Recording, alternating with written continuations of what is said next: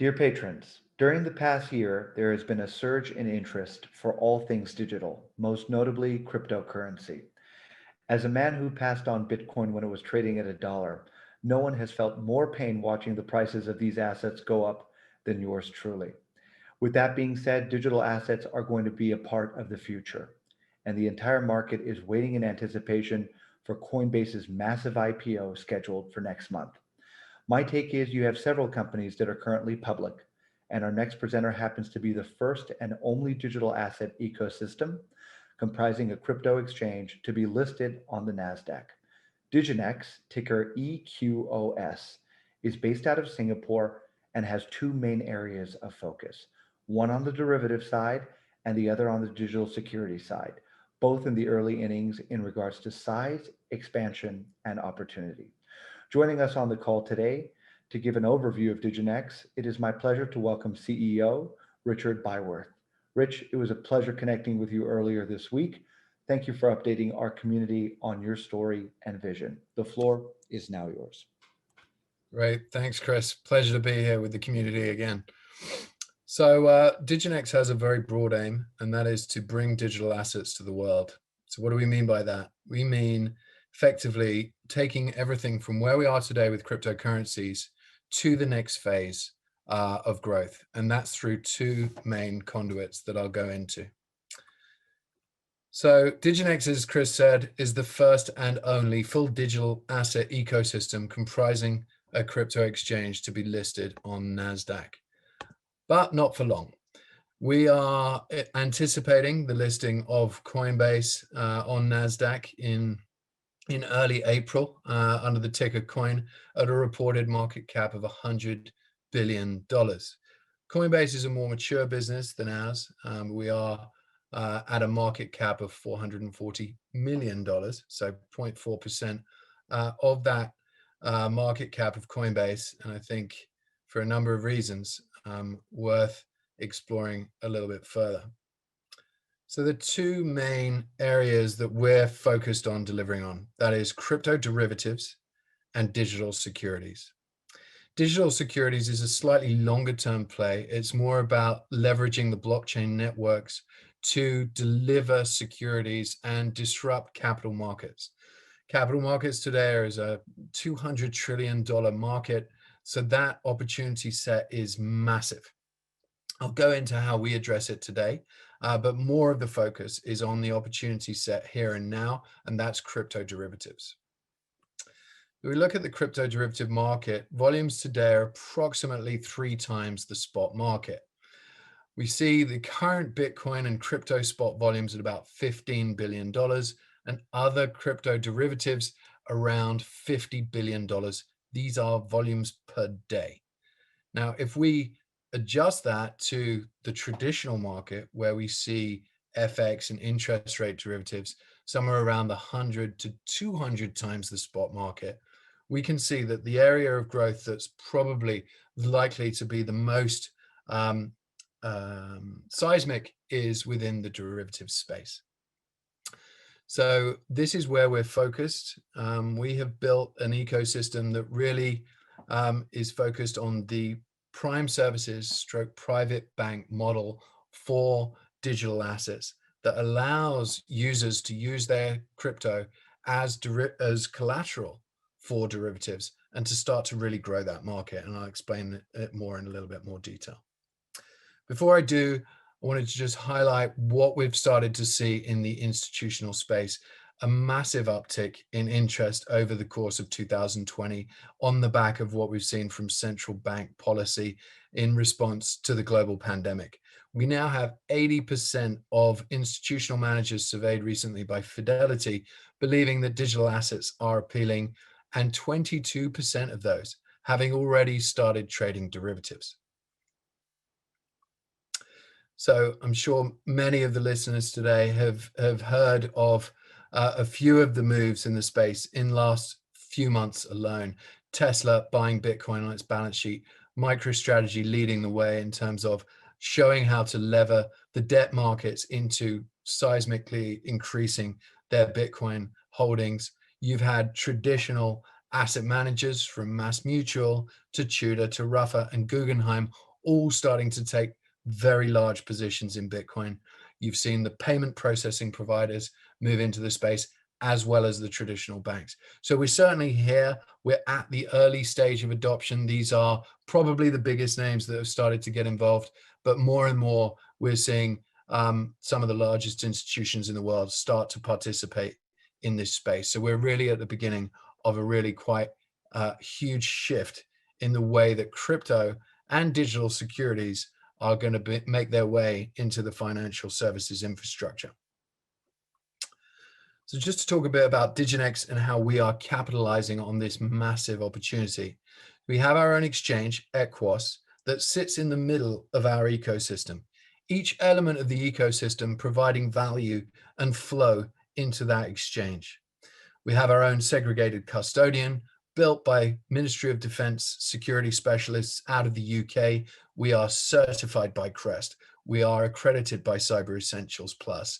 We are the only player in the space to have that Cyber Essentials Plus accreditation for cybersecurity, and that is a Ministry of Defense designed standard for cybersecurity. Access is our own multi-venue trading platform, which allows people to plug into two of the world's largest trading technology providers, Itiviti and FIS, and actually trade crypto through their portfolio management systems, their order management systems, and their execution management systems. Itiviti is the main partner we're working with closely. They have 1,600 institutional accounts that are looking at getting access to crypto. Access allows them to trade not only on our platform, but also on Coinbase, on Kraken, and many other different exchanges. So they get the broad liquidity of the entire market while paying us fees. We also have our own capital markets business, which I mentioned is to take advantage of that hugely transformative technological moment where capital markets start to be powered by blockchain. Today, Equos Capital is a securitization business focused on private equity funds, and hard asset securitization. So moving all of those into digital securities. We have our own fund management business, Bletchley Park Asset Management. Bletchley Park is effectively a fund of hedge funds, which allows us to provide a portfolio approach to the very unique alpha that's available in crypto. Different types of alpha include quantitative strategies, algorithmic, long short, arbitrage across things like the Grayscale premium and discount, arbitrage across exchange, arbitrage triangular across the 8,000 different cryptocurrencies that there are out there today. Just for guidance, our fund produced 35% in the last 12 months compared to your traditional alpha focused funds that are somewhere in the region of about 7.5 to 8%. We have Equos Investment Products, which is listing its first tracker product next month in Germany, a Bitcoin tracker fund. But this is the business that will start to fuel the options business. This is where we'll start to list structured products and issue structured products, which then fire into Equos and effectively provide liquidity into the listed options markets that we roll out in September. We're adding borrowing and lending to the platform, doing our first institutional trades. We did our first test trade this week. We're doing our first institutional trades in the next few weeks, and then integrating that into Equos itself so that people can use the platform to borrow against their assets, but also lend their assets out and receive interest on Bitcoin and on ETH and other cryptocurrencies. So that's the ecosystem, and hopefully you can see how each of the businesses accretes value towards that Equos exchange. And by value, I mean predominantly through flow. This is how we make our money. So these are the various different businesses and where they make money. So as you can see, the average fee base for Equos is around 2 to 4%. This is a much more institutional fee rate, but we actually offer it to all of the traders on the platform. It does range based on the volume that you achieve, but the average is around 2 to 4 basis points. Access, we charge an extra 2 basis points on any flow coming through that platform. The reason that people use it is obviously that multi-venue access, but also all the various different algo strategies that are built into that as well. Our fund manager is a very traditional 1.5 and 15 performance fee versus management fee structure. Our custodian has a flat rate of 40 basis points per year with 10 basis points of withdrawal fees. On the Equos investment products, the management fee is about 1.5%, and this is seeing already very high demand from our distributors across Germany before even launch. Equos Capital is very typical sort of advisory fees on typical investment banking. It can range from anywhere. We have deals ranging from 1 to 7.5% distribution fees. So this is the roadmap that we have coming in the various different areas. So Canada Q2 is where we're at now. These are the things that are rolling out. Equo Coin actually launches in the first week of Canada Q2. I'll go into a bit of detail about that. There's some really exciting stuff happening around derivative margin, isolated margin, user-defined margin, cross-asset collateralization, and managed accounts for our asset management business. You may have been asking yourself, how does the asset management business benefit the Equos exchange? Well, any manager that's uninvestable from a diligence perspective and operational perspective may be investable from an investment due diligence perspective. We can invest in them through managed accounts, as can other investors using the Equos platform. So I'll stop with the roadmap there and move on to the Equo coin. We are the first Nasdaq listed company to issue our own utility token. This is focused on the various different aspects of derivatives, so cross-asset collateralization, allowing people to collateralize their derivative trades with Equo as an asset, also providing enhanced interest. So I mentioned borrowing and lending before. If you hold Equo against your assets and that you're lending out, then you can get increased interest through that coin as well. We also give people airdrops for other tokens that will be issued in the future from the rest of the ecosystem, as well as daily staking rewards. So the minute you earn a bit of Equo, you end up earning on a daily basis further yields. This is a touch of what we see in the decentralized finance space of late. Is very much yield based and daily yields and very high APYs. We also give people reduced fees on the platform for holding Equo as well. So a really nice differentiated exchange token that is already attracting a lot of interest. We launched the awards of Equo on March the 16th. And we saw our largest ever retail day on the platform on that day, as people started to really clamber to get on their hands on this token. So it's a really great product. It was designed by some of the smartest guys in the company, including our Chief Product Officer, Neil Shepherd, who is an aeronautical engineer by training and does a lot of the design around the derivatives for the platform and speaks extensively around crypto derivatives in the public space. We get asked a lot about how to play crypto in the market. Obviously, owning the underlying asset is one way.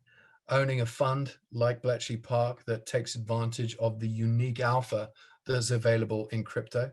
Having listed products like beta trackers, like Grayscale, and of course, Equos' own investment products.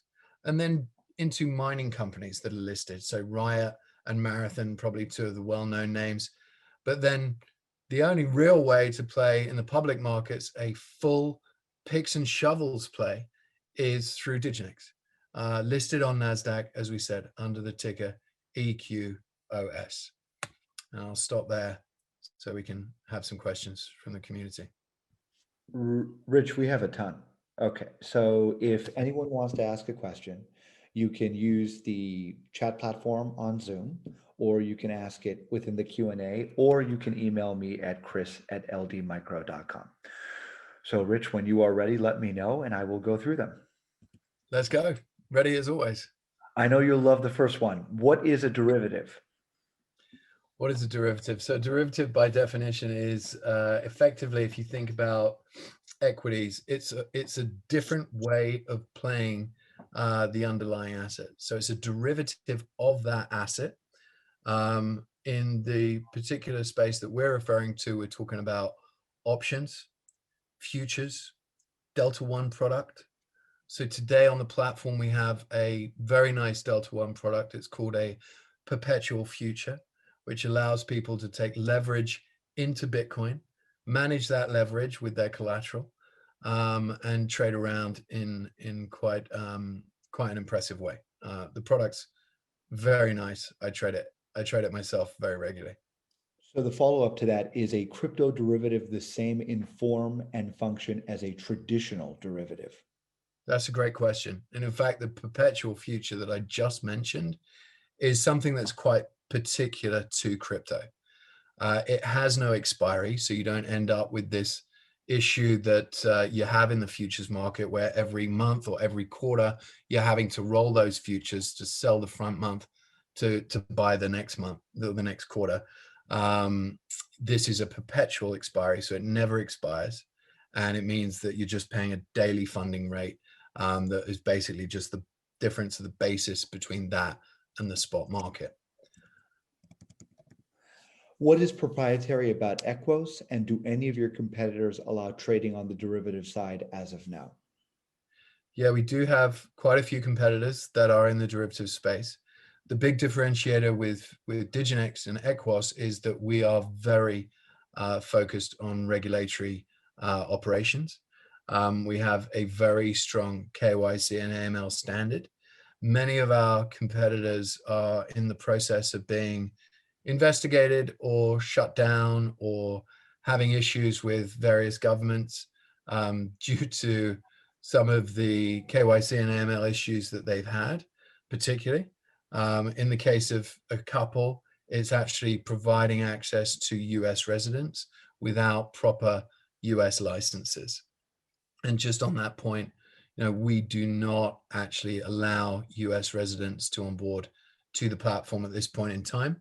It will be on the eventual roadmap, but because it is fraught with a lot of complexity, it's state by state regulation, we have decided to just focus on Asia and on Europe for the time being. So these next few questions focus on regulatory. Where is the SEC currently regulating? When is the SEC, well, in this case, where is the SEC currently regulating the framework of tokenization? So I think they're looking at the time frame here.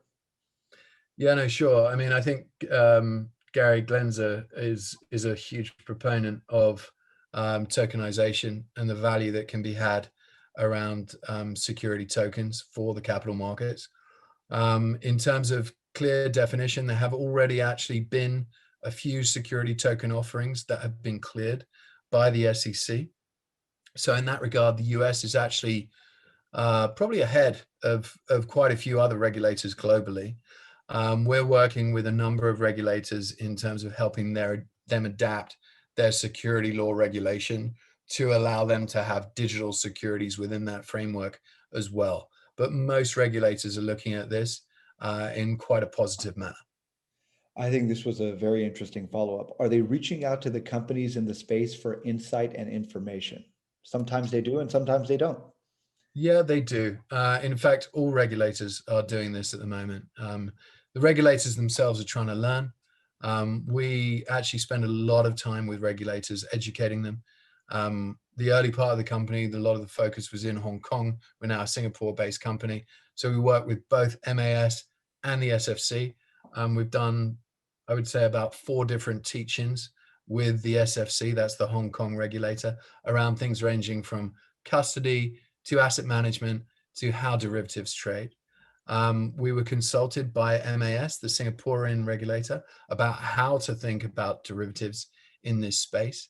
And we brought, our head of product. I attended, as did one of our largest investors, which is the CIO of one of the larger hedge funds in Asia, attended to talk about derivatives and how actually they will be significantly accretive to the space and its growth.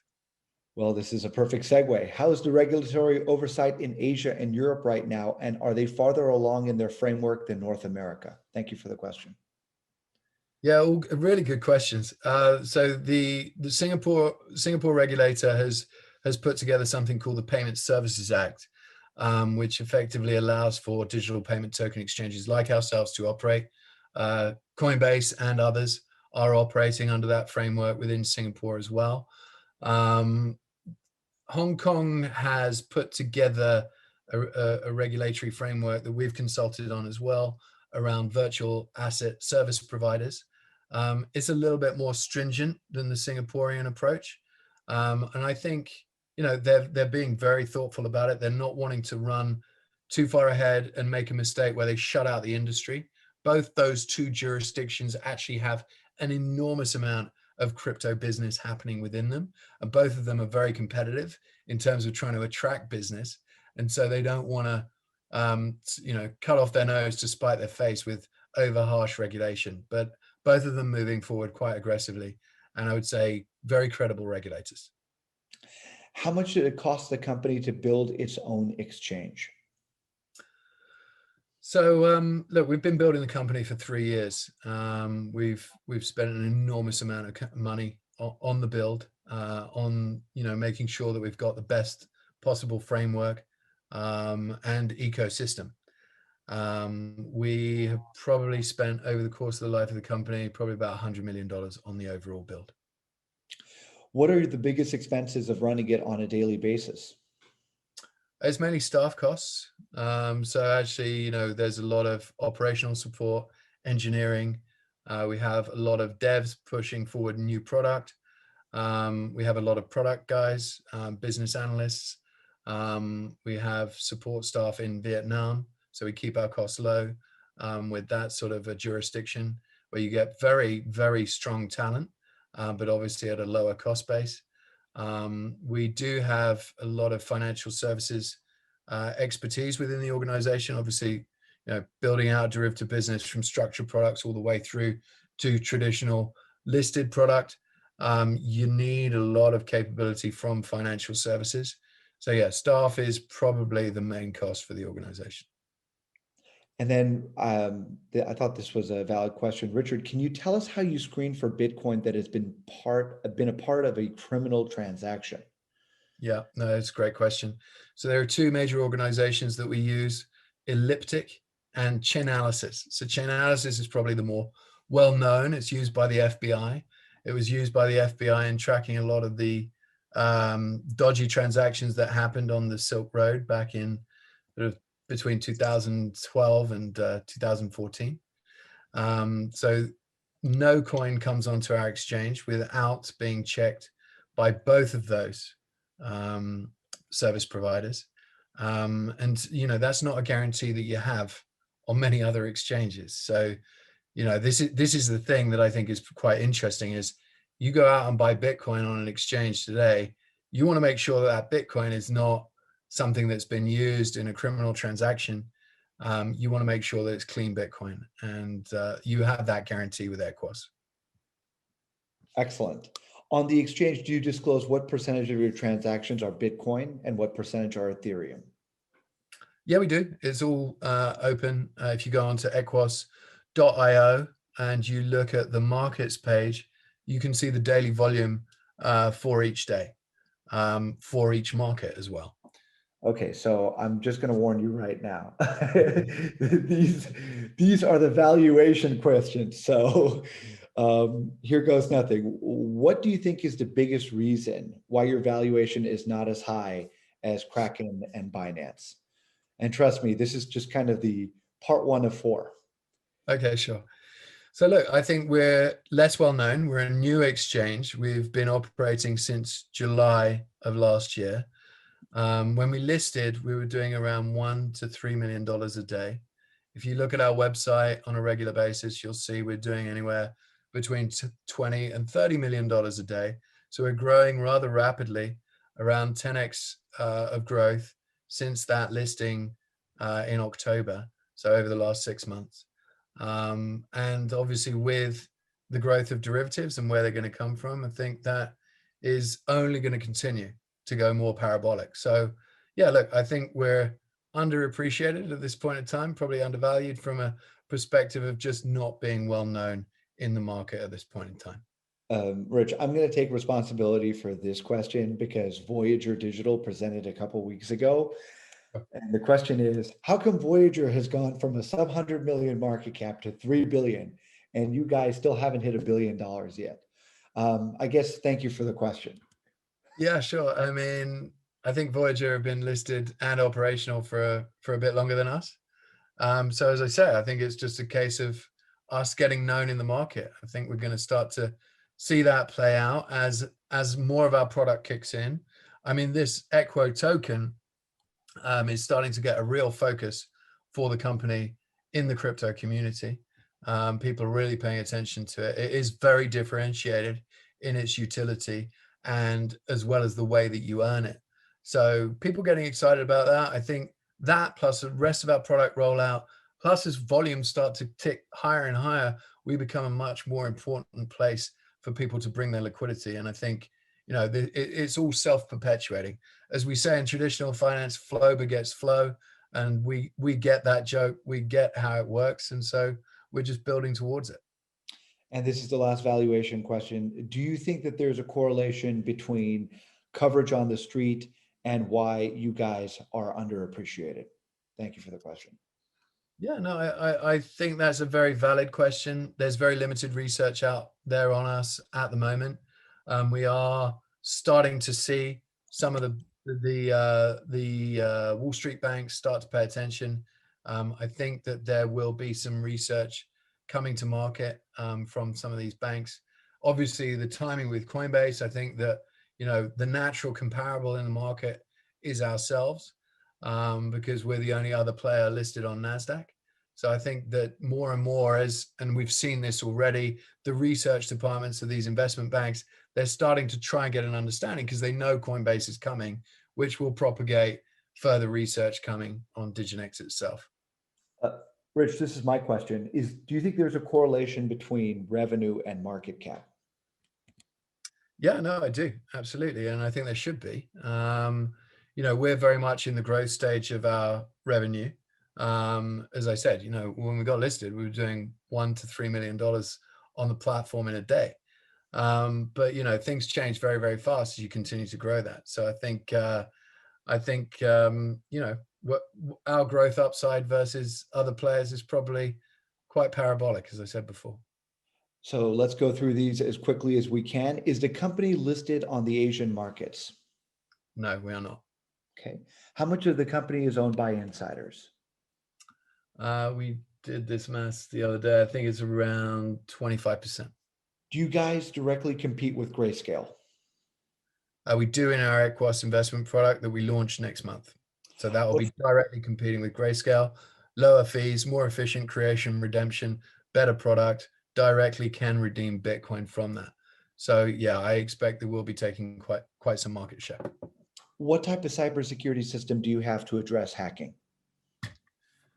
So our security team is focused, it is ex-government security services. One of them is ex-NSA. The others come from the Ministry of Defense in the United Kingdom. We have very secure process and procedure around key management. We do regular background personal checks on the people responsible for key management. And as we get higher transactions, then more people get involved in the process. We're also penetration tested by NCC Group. NCC Group are the top penetration testing company in the world. They penetration test Google, Facebook, and Amazon, and Diginex. You guys recently raised nearly 40 million. Is most of it going to be used on the derivative or the digital security side? I think the digital security side is a business that sort of just ticks along in the background. The big focus of the company right here, right now is around derivatives. So if you think about the expanding of that expansion of that staff element, it's around product design, it's around the devs that are capable of doing this, it's around quants, and it's around the structured products guys. So big focus on hiring in all of those areas. Out of all of them, this was my favorite. Do you think half of the investment firms will own some type of digital currency in the next 2 years? That's a great question. Yeah, that's a hard one. I would almost I lean think towards, half is a big number. yeah, Half is a really I big would number. say no. Yeah, I'd say no. I'd say, what are we at? Probably 1 to 2% viably at this point in time. I would say that you're going to see that grow exponentially to 30, 40% over the next 2 to 3 to 5 years. So I think this is important. The JP Morgan coin, Yeah. and what Goldman Sachs is doing. Are there more similarity than differences? Is it going to be something that's going to be easily compatible with what you guys have built? I mean, what's distinctive for, guy investors like me or consumers kind of ascertaining which is which and what do they ultimately do? So I'm not aware of Goldman issuing any kind of coin. JP Morgan's coin is around internal settlement. So what they're trying to do is effectively provide a settlement basis for dollar-based settle. I think that this is quite different to cryptocurrencies. It's particularly Bitcoin is around having a digitally scarce asset. And I think this is what is making all these investment firms so focused on it against the backdrop of what we're seeing from the global central banks. You're putting me off slightly, Chris, by laughing when you're reading the questions. Oh yeah, well look, I mean, because I got to tell you, this is funny. Are Asians more advanced and savvier when it comes to digital currency? And for full disclosure purposes, I consider myself Asian, so for me, it's probably a no. But let's see what Rich says. So it's a really interesting question. I think Korea is actually probably the largest market in terms of percent of population adopted cryptocurrency. Japan is huge. China is huge. You've got all the Southeast Asian countries as well.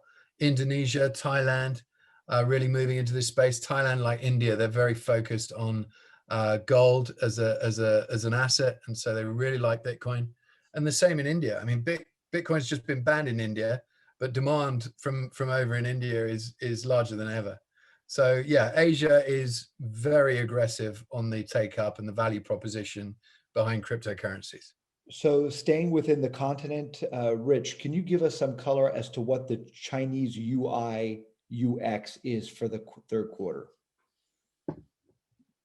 Oh, sure. Yeah. So this is really about making sure that the platform is accessible for Chinese speaking users, making sure that a lot of the education material has all been translated into Chinese, and that it could be used by Chinese native, i.e. non-English speaking people. It's probably not something that we need on the public roadmap. It's just an internal thing. Of course. So this is from Forrest. Forrest, thank you for the question. Is the growth of customers and trading volume on the exchange in line with your previously provided revenue estimates for the next several years? Are you on track in this regard? So we don't provide revenue estimates at this point in time because we're in such an early stage of build.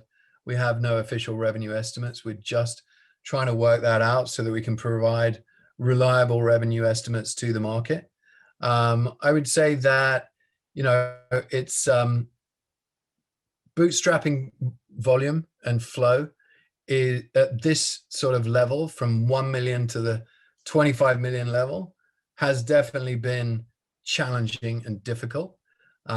Once you get past 25 to 50 million on a daily basis, it becomes significantly more easy because institutions looking for liquidity end up coming and choosing your platform.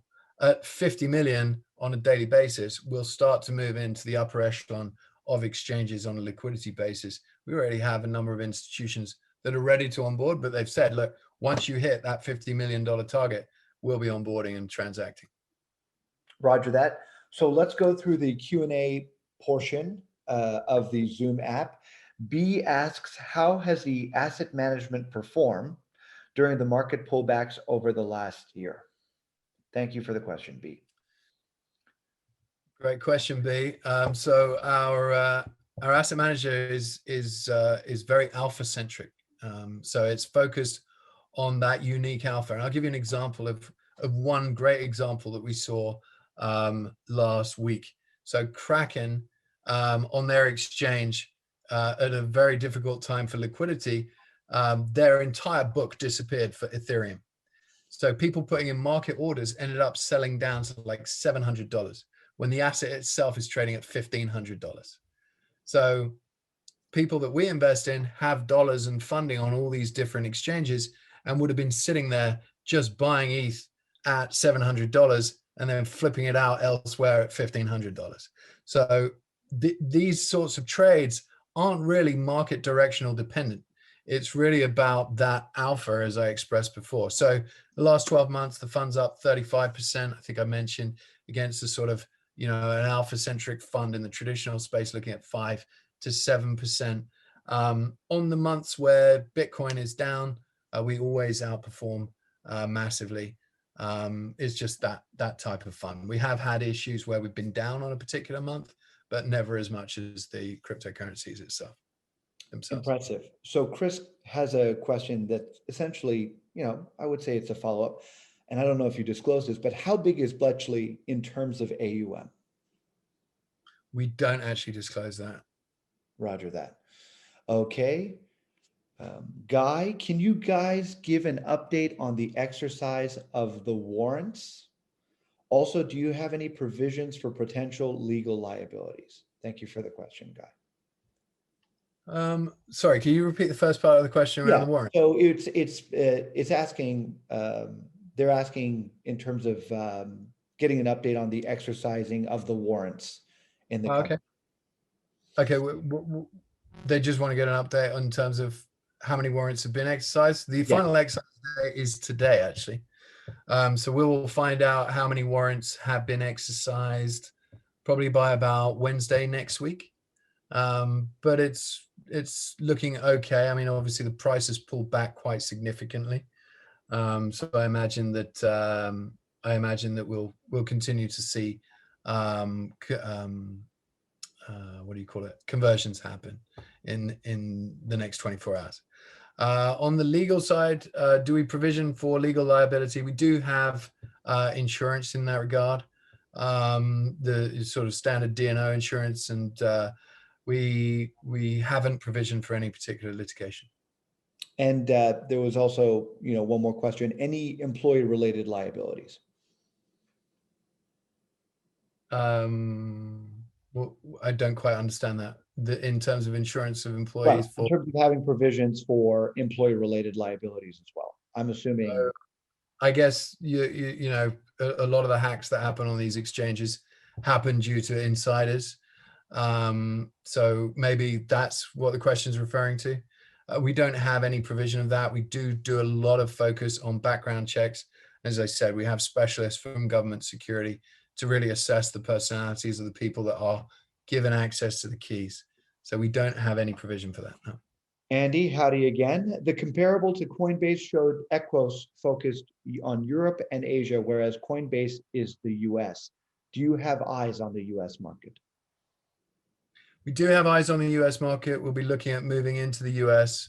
Probably not for a little while, though. As I mentioned before, it's state by state regulation. It's quite an administrative burden. But if things are really exploding, then yeah, we'll be moving into the US sooner. I would imagine, though, that we'll be looking at a sort of a 1-year timeline.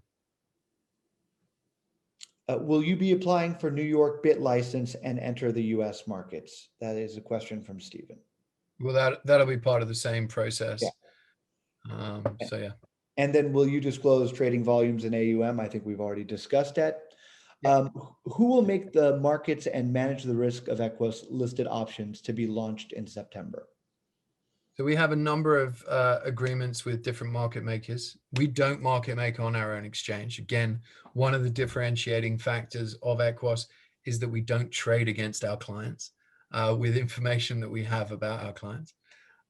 You will have that experience on pretty much every other cryptocurrency exchange. So we don't market make on the exchange. We have a number of agreements. One of the ones we were public with was GSR. So GSR Markets are one of the largest market makers in crypto, 500 million balance sheet. They're very, very large in the options market making space as well. So they'll be the main market maker in the options market. And we're already discussing with them around transactions from the structured product business as well. I noticed that my good buddy Calvin is on. Good to see you, Calvin. And his question is, what is the current cap structure and the fully diluted share count? I'm going to defer to Ross Dunwoody, who's on from our IR there. I know that he looks at this number daily. Ross, do you want to click in? Sure, I'd be very happy to. Can you hear me, Richard? Yeah, we got you. Okay. Sorry, Chris. Oh, not at all. Please go ahead. So we have 37 million effective shares outstanding currently. So yeah, that's excluding any additional sort of warrant exercises. So at the moment, it's 37 million shares. Thank you, Ross. And then B is back for more. Can you give any more details around the investment product that will rival Grayscale's ETF? Yeah, sure. So it's really around efficiency, around something that in the ETF space is referred to as creation and redemption. So you can create a Grayscale unit by delivering Bitcoin, but you can't redeem it. And this is why you end up with these massive discounts and premiums as the market moves in this product, because it's effectively inefficient. Ours, you can create and you can redeem on a daily basis, which means that you will never have these massive discrepancies between the underlying price and the price of the product. We also have lower fees, and you know that any of your Bitcoin that you purchase through that certificate are held in a market-leading custodian, DigiVault, under that Ministry of Defense security level of accreditation that no other firm in this industry has. And this is from an anonymous attendee, my favorite. When can I open up an Equos account in Singapore? That will be as soon as the MAS finalize their licensing framework. We have approval to operate currently, but they haven't actually awarded any licenses. And until they do, the Singaporean government do like to, what they feel, protect Singaporean citizens. And so they, until those licenses are given, we will not be able to onboard any citizens from Singapore. And DBS, the bank from Singapore, has the same issue at this point in time as well. And then the final question is from Jason. What's the main reason why you guys don't disclose AUM for one of your major business lines? You know, don't you feel that it would help with transparency? Thank you, Jason. Yeah, no, it's a great question, Jason. I think we probably will. It was largely because by the time we were listed, it was really just using partners and insiders' money to test the track of the fund to make sure it did what it was supposed to do. And now we've started to really grow assets based on having well over a 1-year track record. I think it's a very good point. We could go public with it, but obviously we should do that in the proper channels. So it's the moment you've all been waiting for, my time to ask Rich questions. Okay, so what do you think that blockchain will be capable of doing for the average American in the next 5 years? I think it will be transformative for people's wealth. I think what's happening today in the United States is effectively a complete destruction of fiat money. And it's not just the US, by the way, it's every single government across the world. And by having Bitcoin as an alternative, everybody has a way to store their wealth, store their value, and store their time. And I think this is without doubt the most important thing that has been given to the world by the anonymous creator, Satoshi Nakamoto. I would say that more broadly and more commercially, blockchain and its likely disruption of capital markets is going to be just a world-changing thing. You think about what happened with Robinhood the other day, where they stopped people trading GameStop because of margin requirements that they had. Well, if GameStop stock was tokenized and you could just trade it and transact it with anybody you pleased, then this is not going to get in your way. The other way would be think about 401k switching and how painful that is right now when you've got all your assets in a particular 401k provider and you want to move it somewhere else.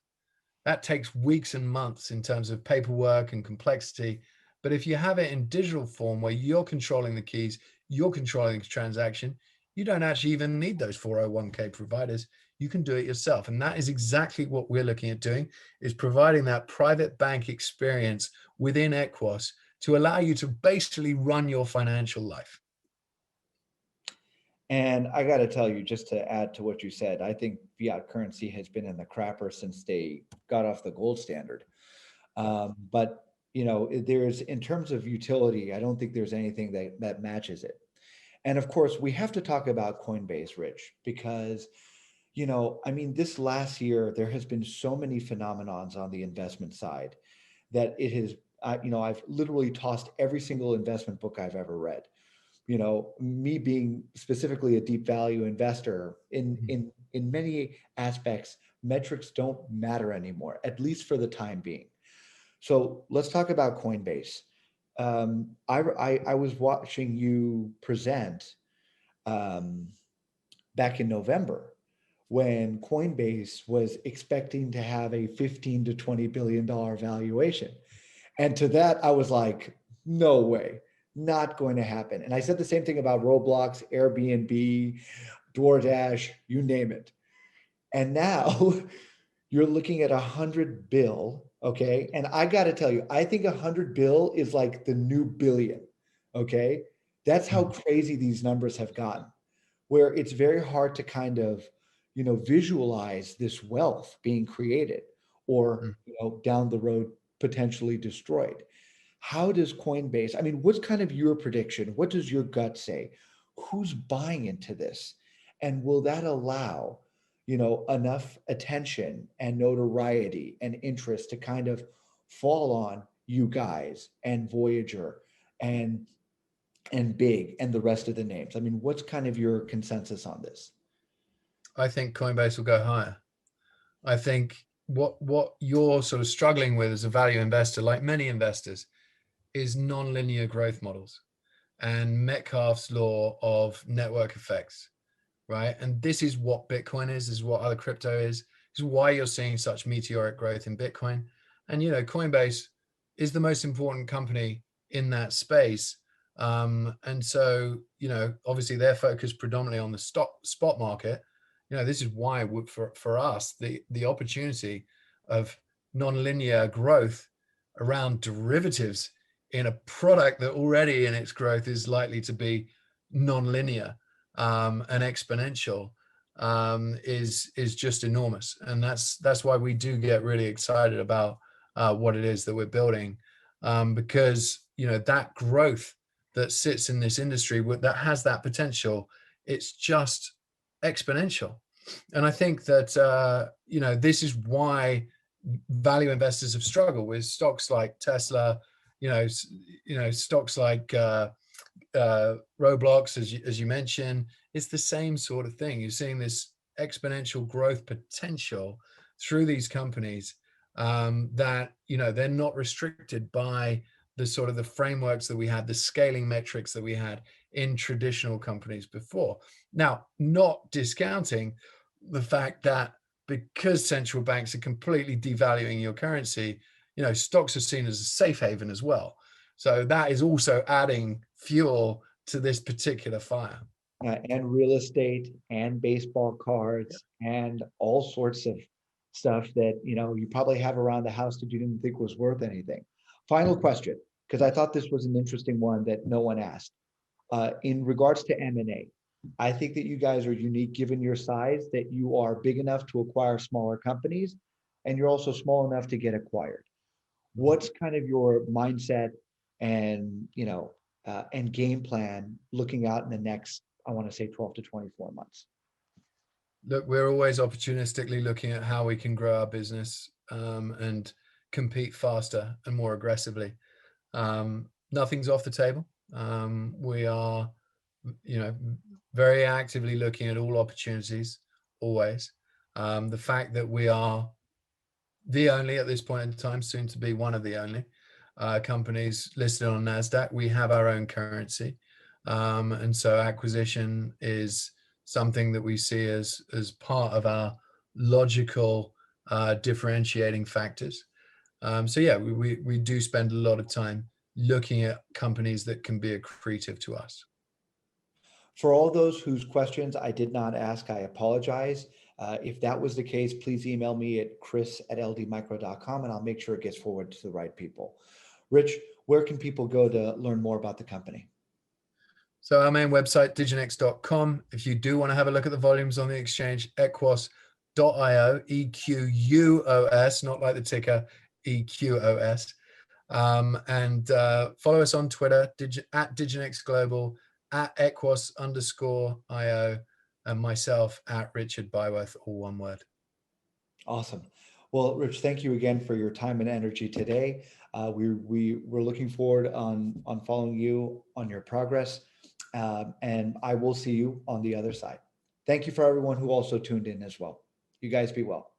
Cheers. Chris, always a pleasure. Thank you.